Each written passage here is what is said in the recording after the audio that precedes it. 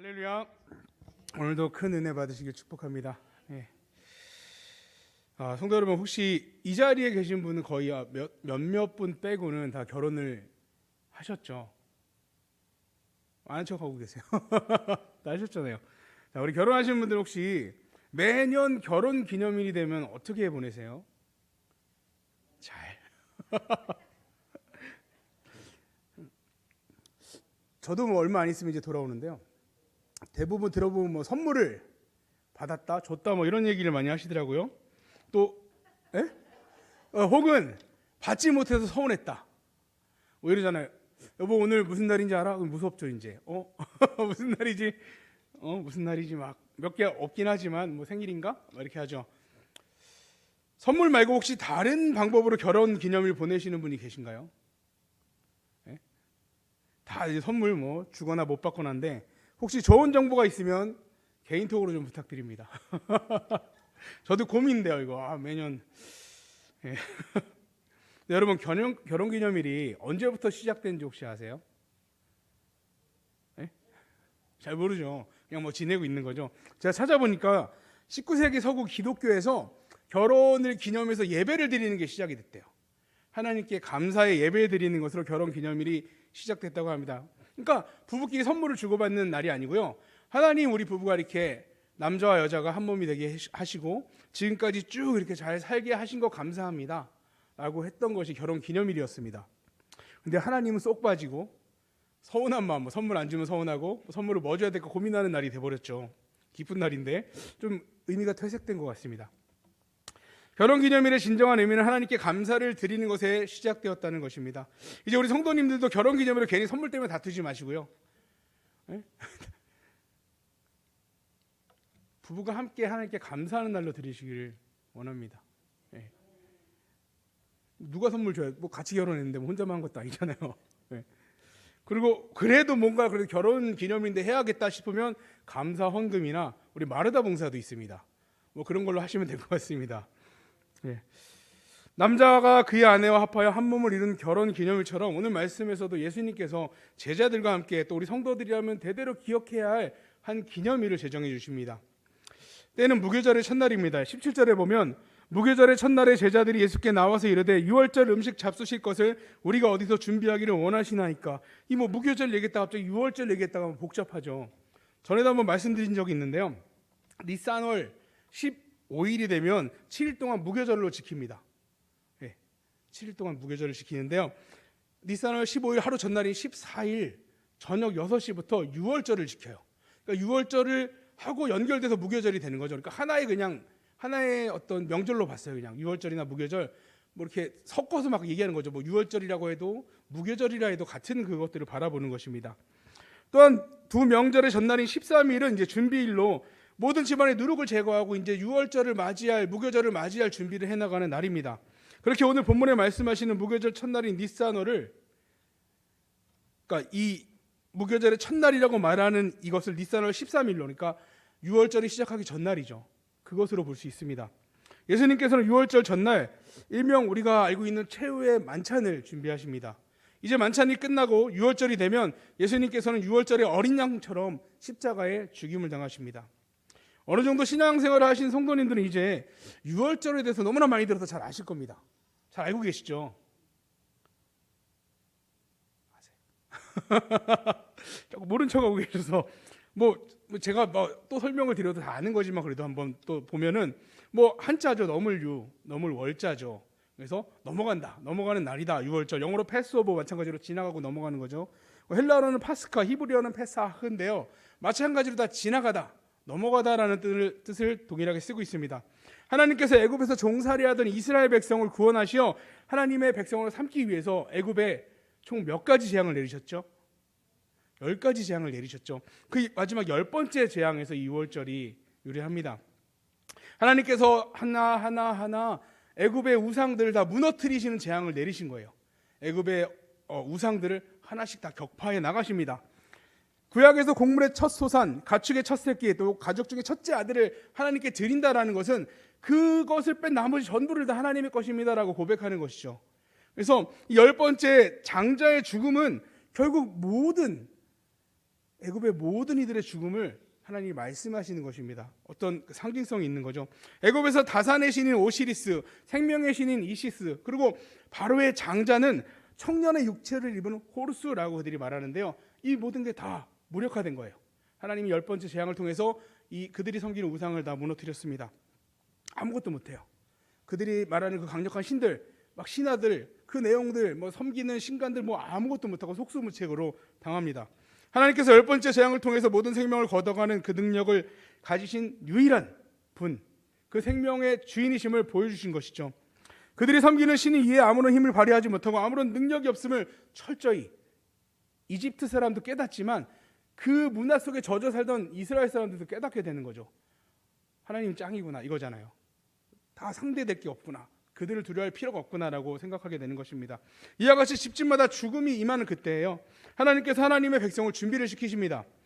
각 사람의 집에 먹을 수 있는 분량에 따라 어린 양을 계산하는데 사람이 적으면 두 집이 합쳐서 하고 어쨌든 그 사람이 먹을 수 있을 만큼 어린 양을 준비를 합니다. 그리고 그 어린 양을 잡아서 피를 집 좌우 문설주 문인방에 바르고 그리고 그것을 먹는 거죠. 그리고 누룩을 뺀 무교병 쓴나물을 먹습니다. 그날 밤 하나님의 심판이 죽음이 이제 모든 집을 다 방문을 합니다. 출애굽기 12장 12절 13절을 보면요. 내가 그 밤에 애굽 땅에 두루 다니며 사람이나 짐승을 막론하고 애굽 땅에 있는 모든 처음 난 것을 다치고 애굽의 모든 신을 내가 심판하리라. 나는 여호와라. 내가 애굽 땅을 칠 때 그 피가 너희가 사는 집에 있어서 너희를 위하여 표적이 될지라. 내가 피를 볼 때에 너희를 넘어가리니 재앙이 너희에게 내려 멸하지 아니하리라. 이 넘어가는 것, 이 유월절에 말하는 것입니다. 그러니까 그 하나님의 그 심판이, 그 죽음이 좌우 문설주와 문인방에 어린 양의 피가 발라져 있으면 어떻게 된다고요? 넘어간다는 거예요. 넘어가요. 안 발라져 있으면 그 집엔 죽음이 들어가는 거죠. 다른 조건은 필요 없습니다. 그냥 어린 양의 피가 발라져 있냐, 발라져 있지 않느냐가 기준인 거예요. 애굽에 있는 모든 살고 있는 이스라엘 사람도 마찬가지고요. 애굽 사람도 마찬가지예요. 하나님의 심판, 죽음이 지나갈 때 좌우 문인방 문설주에 어린 양의 피가 발라져 있다면 사는 거고요. 발라져 있지 않으면 심판이 오는 것입니다. 모든 생명의 대표인 장자의 죽음이 어린 양의 피로 넘어가는 거죠. 만약에 이스라엘 백성이라 할지라도 바르지 않았다면 어떻게 된다고요? 죽음이 들어가는 거예요. 발랐다면 애굽 사람이라도 구원을 받는 겁니다. 이스라엘 백성이기 때문에 혹은 이스라엘 백성이 아니기 때문에가 구원의 기준이 아니고요. 어린 양의 피를 발랐냐 바르지 않았냐가 기준입니다. 모든 사람이 동일하게 어린 양의 피로 구원을 받은 것입니다. 유월절은 그 죽음에서 구원받은 날, 그날을 기념하는 것입니다. 이스라엘 백성이 애굽에서 그들을 구원했던 유월절을 준비하는 그날, 하나님께서, 그러니까 지금 그 예수님이 그 유월절을 준비하는 그날 하나님께서 온 인류의 구원을 위해 준비를 시작하셨습니다. 오늘 본문의 20절부터 25절까지 쭉 보면요. 저물 때 예수께서 12제자와 함께 앉으셨더니 그들이 먹을 때 이르시되 내가 진실로 너희에게 이르노니 너희 중 한 사람이 나를 팔리라 하시니 그들이 몹시 근심하여 각각 여짜오되 주여 나는 아니죠. 대답하여 이르시되 나와 함께 그릇에 손을 넣는 그가 나를 팔리라. 인자는 자기에 대하여 기록된 대로 가거니와 인자를 파는 그 사람에게는 화가 있으리로다. 그 사람은 차라리 태어나지 아니하였더라면 제게 좋을 뻔하였느니라. 예수를 파는 유다가 대답하여 이르되 라피여 나는 아니죠. 대답하시되 내가 말하였도다 하시니라. 우리는 보통 하루의 시작을 0시로 봅니다. 날짜가 0시부터 넘어가죠. 12시까지 하루가 끝나고 이제 0시가 되면 하루가 넘어갑니다. 날짜 계산하죠. 보통 새벽에 잠에서 일어나 하루 일과를 시작하긴 하지만 계산은 0시부터 한다라는 거죠. 근데 유대인은 하루의 계산을 어떻게 하냐면요. 해가 지는 오후 6시부터 하루가 시작이 되는 거예요. 해가 지면 하루가 끝나요. 그리고 다음 날 또 해가 질 때까지가 하루예요. 그러니까 오후 6시부터 다음 날 6시 전까지가 하루죠. 창세기에 보면요. 첫째 날, 둘째 날 날짜를 기록한 것을 보면 모두 이렇게 되어 있습니다. 저녁이 되고 아침이 되니 이는 첫째 날이니 저녁이 되고 아침이 되니 이는 둘째 날이니 기준이 저녁부터 시작되는 거예요. 이것을 근거로 이스라엘 사람들, 유대인들은 하루의 시작을 저녁이 되는 그 해가 지는 6시를 시작으로 보는 것이죠. 그러한 근거로 20절에 저물 때에는 6월절의 시작이 이제 니산월의 시작을 말하는 것입니다. 6월절이 시작되는 거예요.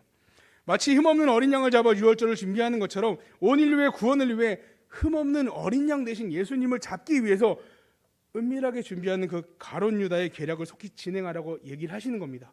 누가 나를 그렇게 어린 양을 잡아 준비할 그 유월절을 준비하는 것처럼 나를 잡을 거다라고 말씀하고 계신 것이죠. 영문 모르는 제자들은 어리둥절해서요, 그 의미를 모르고 서로 자기는 아니라 그래요. 제가 그럴 리가 없죠, 막 이런 얘기를 하는 거죠. 근데 그 자리에 보면 그 말에 찔리는 사람이 한 명 있죠. 이미 그걸 준비하고 있었던 사람이 있죠. 가룟 유다죠. 어리둥절해하는 제자들 사이 이미 공회원들과 예수님 팔기에 작정했던 가룟 유다, 내통하고 있던 가룟 유다는 속으로 깜짝 놀랍니다. 다른 제자들은 이렇게 말해요. 주여, 저는 아니죠. 뭐라고요? 주여, 저는 아니죠. 이 주여라는 고백은 예수님을 그리스도시여, 메시아시여, 하나님의 아들이시여라는 고백입니다. 나의 주인이십니다라는 고백이죠. 근데 가룟 유다는요, 라비여 이렇게 고백해요. 그러니까 예수님을 바라보는 시각이 달라요. 제자들은 주님을 메시아로 하나님의 아들로 바라보지만 이 가룟 유다는 랍비로 바라보는 거죠. 선생이시여라고 말하는 거죠. 마태복음, 특히 마태복음에 보면요, 이 랍비여라고 말하는 사람들은 대부분 예수님의 적대적인 사람들입니다. 예수님을 하나님의 아들로 인정하지 않는 사람들이 랍비여라고 부른다는 것이죠. 마찬가지로 가룟 유다도 예수님의 제자로 함께 다녔지만 지금 이 상황에 랍비여라고 부릅니다. 또한 주님께서 예수님을 팔기 위해 계획하는 가룟 유다의 종말이 어떨 줄을 아시고 차라리 태어나지 않았으면 좋았을 뻔 이렇게 이야기를 합니다. 안타까워하시는 거죠. 저자가 차라리 안 태어났으면 이런 일을 하지 않았을 텐데라고 말하는 것입니다. 이 말씀이 가룟 유다에게 마지막 돌이킬 수 있는 기회였습니다. 가룟 유다가 예수님을 판 것은요, 전적으로 자기 선택이에요. 하나님이 로봇처럼 가룟 유다를 쓴 게 아니죠. 하나님이 팔게 하셔서 판 게 아닙니다. 하나님께서 가룟 유다를 기계적으로 악한 일을 하게 하신 것이 아니고요, 만약에 그때 예수님 말씀을 듣고 누가 나를 팔 거다라는 계획을 듣고 예수님이 알고 계시는구나, 역시 주님이시네, 회개했다면 돌이킬 수 있었던 것입니다. 그렇다면 가룟 유다는 자살을 하는 것이 아니라 구원을 받았겠죠. 애굽의 10번째 재앙이 임하기 전 바로에게도 이런 동일한 기회가 옵니다. 하나님께서 모세를 바로에게 보내서 10번째 재앙이 어떻게 될지 다 말씀해 주세요. 이런 재앙이 너희에게 임할 거야. 이미 9번째 재앙을 다 경험한 이제 그 여태까지 9번 경험했으면 당연히 10번째 그 말도 거짓말이 아니라는 걸 확신할 수 있습니다. 경험했잖아요. 근데 출애굽기 11장 5절 6절에 보면 이렇게 얘기합니다. 애굽 땅에 있는 모든 처음 난 것은 왕위에 앉아 있는 바로의 장자부터 맷돌 뒤에 있는 몸종의 장자와 모든 가축의 처음 난 것까지 죽으리니 애굽의 온 땅에 전무후무한 큰 부르짖음이 있으리라. 하나님께서 모든 이들에게 구원의 문을 열어놓으셨습니다. 바로에게도 이와 같이 모세를 보내서 이 경고의 메시지를 전해주시는 거예요. 심판이 있을 거야. 그러면 이게 뭐예요? 너 죽을 거다가 아니라 살 수 있는 방법을 주시는 거죠. 돌이키라는 거죠. 빨리 놔주라는 거죠. 하지만 바로의 마음은 완악해집니다. 그래서 심판의 메시지를 듣고도요, 돌이키지 않아요. 오늘 출애굽기 11장 10절에 보면 모세와 아론이 이 모든 기적을 바로 앞에 행하였으나 여호와께서 바로의 마음을 완악하게 하셨으므로 그가 이스라엘 자손을 그 나라에서 보내지 아니하였더라. 하나님 완악하게 해서 그렇게 된 거 아니야? 이 완악하게 한 것에 대해서 신학자들은 이렇게 얘기합니다. 그냥 내버려 두셨다는 거죠. 하나님께서 돌이키게 하시지 않고 그냥 바로의 원래 마음대로 한 거죠. 우리 인간은 우리의 생각대로 하면 완악한 일을 할 수밖에 없습니다. 왜냐하면 죄의 종이었기 때문에 그렇죠.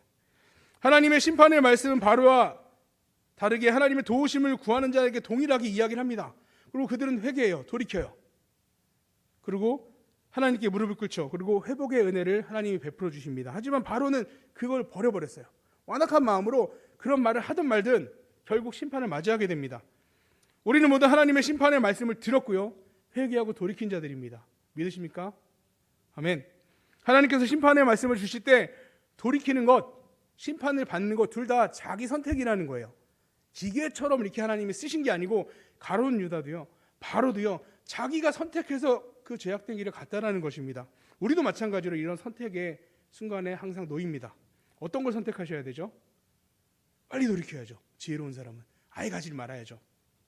이제 온 인류를 구원할 예수 어린 양, 그 그리스도께서 잡히실 준비가 모두 마쳐지고요, 첫 번째 성찬 예식을 실시합니다. 오늘 26절 28절까지 보면 그들이 먹을 때 예수께서 떡을 가지사 축복하시고 떼어 제자들에게 주시며 이르시되 받아서 먹으라, 이것은 내 몸이라 하시고 또 잔을 가지사 감사기도 하시고 그들에게 주시며 이르시되 너희가 다 이것을 마시라, 이것은 죄사함을 얻게 하려고 많은 사람을 위하여 흘리는 바 나의 피 곧 언약의 피니라. 웨스터민스터 그 소요리 문답 88분을 보면요, 우리가 은혜 받을 수 있는 세 가지 은혜의 방편이 나옵니다. 하나님께서 우리에게 주신 은혜의 방편은 말씀, 성례, 기도입니다. 성례는 세례와 성찬을 말하죠. 여기서 세례는 구원을 받은 백성임을 선포하는 예식입니다. 이미 믿었고 구원하고 고백하지만 이것을 모든 사람 앞에 선포하는 거죠. 이 사람은 이제 예수 그리스도를 주인으로, 그리고 예수 그리스도를 믿음으로 고백하는 사람입니다라는 걸 선포하는 것입니다. 그리고 예수님도 이 세례를 직접 받으시면서 모범을 보이셨습니다. 세례는 본질적 의미는 물을 머리에 부음으로 더러운 죄악을 깨끗하게 씻음 받았음을, 새로 살아났음을 말하는 거죠. 죄에 대하여 죽고 의에 대하여 살아 그리스도의 몸인 교회의 일원이 되었음을, 하나가 되었음을 선포하는 것, 세례의 예식입니다. 성찬은 오늘 말씀에서와 같이 주님께서 직접 제정하셨습니다. 이는 우리가 그리스도의 몸을 상징하는 떡, 그리고 피를 상징하는 포도주를 함께 나눔으로 우리 안에 우리가 먹은 그 예수님의 몸과 포도주를 상징하는 그게 우리 안에 들어서 하나됨을, 이미 하나 되고 계시죠. 우리 결혼기념일 맞이할 때 이미 부부잖아요. 그거 안 한다고 부부가 깨지는 게 아니잖아요. 이미 부부고 이미 하나예요. 근데 그거를 다시 한번 확인하는 거예요. 그래서 예수님이 우리 안에 함께 하심을, 예수님의 부활이, 생명이신 예수님이 우리 안에 함께 계셔서 우리도 그 생명을 소유했음을 고백하는 잔치입니다. 간혹 이 성찬에 대해서 별로 대수롭지 않게 생각하시는 성도님도 계십니다. 특히 중고등부 아이들 중에 세례받은 친구들이 있거든요. 유아 세례받고 입교한 친구들이 있어요. 그래서 제가 세례 예식이 있으면 항상 광고를 합니다. 얘들아, 세례 예식은 너희들이 참여할 수 있는 특권이야. 그러니까 꼭 11시 어른 예배 참여해서 세례 예식에 함께하기 원한다. 광고를 합니다. 해요. 몰라서 안 하는 게 아니고 광고를 하거든요. 근데 참석을 안 하는 아이들이 많더라고요. 중요성을 모르기 때문입니다. 너무나 안타까운 일이죠. 정말 예수님이 우리 안에 함께 하나로 계시는 것, 그것을 이렇게 함께 나누는 잔치의 자리에 참여하지 못하는 건 너무 안타깝죠. 만약에 그 친구도 집에 생일잔치 하는데 안 불렀다고 생각해봐요. 네? 아빠 생일잔치 하는데 아들을 안 불렀어. 그럼 삐질까요, 안 삐질까요? 며칠 동안 방문을 걸어 잠그고 안 나오겠죠. 삐져요. 이렇게 기쁜 잔치의 시간에 참여하지 않습니다. 성찬 예식은 우리에게 크나큰 은혜의 시간입니다. 요한복음에 주님께서 요한복음에서 말씀하시는데 6장 53절 54절에 보면 이렇게 말씀하시죠. 예수께서 이르시되 내가 진실로 너희에게 이르노니 인자의 살을 먹지 아니하고 인자의 피를 마시지 아니하면 너희 속에 생명이 없느니라. 내 살을 먹고 내 피를 마시는 자는 영생을 가졌고 마지막 날에 내가 그를 다시 살리리니. 얼마나 기쁜 날이에요. 이거 먹고 마시지 않는 사람 생명이 없대요. 먹고 마시면 영생을 누린대요. 여러분, 성찬은 너무나 기쁨의 시간이다. 그래서 그 성찬을 통해서 우리가 은혜를 받는 거예요. 예수님이 나를 대신해서 십자가에 어린 양으로 죽으셨구나. 정말 기쁨의 순간이죠. 내가 구원받을 수 있었던 이유죠. 성찬은 우리가 그리스도와 연합했음을, 또 우리 안에 그리스도가 함께 하고 계심을 상징하는 것입니다. 우리도 구원을 받아서 그 주님이 하셨던 부활에 참여함을 또 의미합니다. 만약 세례 입교한 자녀들을 두신 부모님이 계시다면요, 꼭 데리고 옆에 딱 앉혀서 함께 하시기 바랍니다. 이 기쁨을 가족이 함께 하시기를 축복합니다. 저는 광고 분명히 합니다. 데리고 앉혀서 함께 하시기 바랍니다. 그리고 얘기해 주세요. 이게 뭐냐면 이런 의미야. 얘기를 해주시기 바랍니다. 간혹 아직 세례받지 못한 성도님들 중에 성찬에 참여하지 못하는 것에 대해서 상처 입으시는 분도 계셔요. 성찬의 의미를 잘 모른다면 저도 서운할 것 같아요. 그거 뭐 얼마 되도 않는 거 먹으면서 나만 빼고 많이 안 주잖아요. 혹시 2개씩 드시는 분 계세요? 특히 정이 많은 우리나라 먹는 거 갖고 야박하게 굴면 그거만큼 서운한 게 없잖아요. 근데 고린도전서 11장에 보면 이런 말씀이 나옵니다. 27절 29절에 그러므로 누구든지 주의 떡이나 잔을 합당하지 않게 먹고 마시는 자는 주의 몸과 피에 대하여 죄를 짓는 것이니라. 주의 몸을 분별하지 못하고 먹고 마시는 자는 자기의 죄를 먹고 마시는 것이니라. 단지 떡과 포도주를 먹는 그런 마르다 시간? 그런 나눔의 시간이랑 먹어도 되죠. 더 많이 새로 오신 분을 더 많이 드려야 되죠. 그게 맞잖아요. 근데 그런 시간이 아니기 때문이죠. 성찬 예식은 그것과는 완전히 다른 의미가 있는 예식이기 때문입니다. 그렇게 교회 전통에서 세례와 입교자에게 성찬 예식에 참여하도록 하면서 혹여나 주의 몸과 피에 대해서 죄를 짓고 자기의 죄를 먹게 되는 안타까운 일이 생기지 않게 하기 위해서 이렇게 하는 겁니다.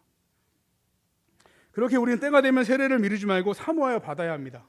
우리 중고등부 친구 중에 학습 교육을 받았는데 지금 2번이나 지금 학습 다 받았어요. 학습식만 참여하면 되는데 못해서 못 받는 친구가 있어요. 너무 안타까워요. 이게 얼마나 기쁜 건지 잘 모르니까 빨리 내가 세례 받을 때가 되고 학습 받을 때가 되면 빨리빨리 받으시기 바랍니다. 사모하면서. 그리고 성찬에 참여하지 못하는 것은 아직 세례 받지 않은 분들뿐만이 아니고요. 항상 목사님이 말씀하시는데 성찬에 참여할 준비가 되지 않으신 분들도 나의 죄를 먹게 되는 것이기 때문에 참여하지 않도록 권면을 합니다. 29절 30절에 그러나 너희에게 이르노니 내가 포도나무에서 난 것을 이제부터 내 아버지의 나라에서 새 것으로 너희와 함께 마시는 날까지 마시지 아니하리라 하시니라. 이에 그들이 찬미하고 감람산으로 나아가니라. 이와 같이 제자들과 함께 주의 성찬을 마치신 주님께서 이제 감람산으로 나아가십니다. 감람산은 묵상, 기도의 장소고요. 또 뭐 시련과 고통의 장소죠. 하나님께 기도하는 장소였죠. 또한 아버지의 나라에서 새 것으로 너희와 함께 마시는 날까지 마시지 않겠다라는 말씀은 주님의 작별의 말이죠. 이 땅에서 그렇게 하지 않겠다. 하지만 이건 작별인과 동시에 부활의 소망을 말씀하시는 것입니다. 왜냐하면 다시 마시니까요. 우리는 주님의 성찬을 통해서 주님의 부활에 참여함을 기억해야 합니다. 오늘 우리는 주님의 성찬을 통해서 우리 안에 함께 하시는, 그러니까 주님 안에 있는 생명이 주님이 우리 안에 함께 하심으로 우리 안에 그 생명이 있음을 잊어버리지 말아야 합니다. 성도 여러분, 주님께서 우리의 죄악을 담당하시고 십자가에 죽으셨습니다. 6월절 어린 양 대신 주님께서 죽으심으로 우리에게 당연히 와야 될 사망이 넘어간 거예요. 그러니까 죽어야 마땅한 거예요. 멸망이 마땅한데 우리한테는 그게 은혜로 넘어가 버린 것입니다. 또한 부활 생명 되신 주님께서 우리 안에 함께 하심으로 우리도 그 주님의 부활에 참여합니다. 언제나 주님의 보혈의 은혜와 부활의 기쁨에 참여하는, 그것을 기뻐하는 우리 성도님들 되시길 축복합니다.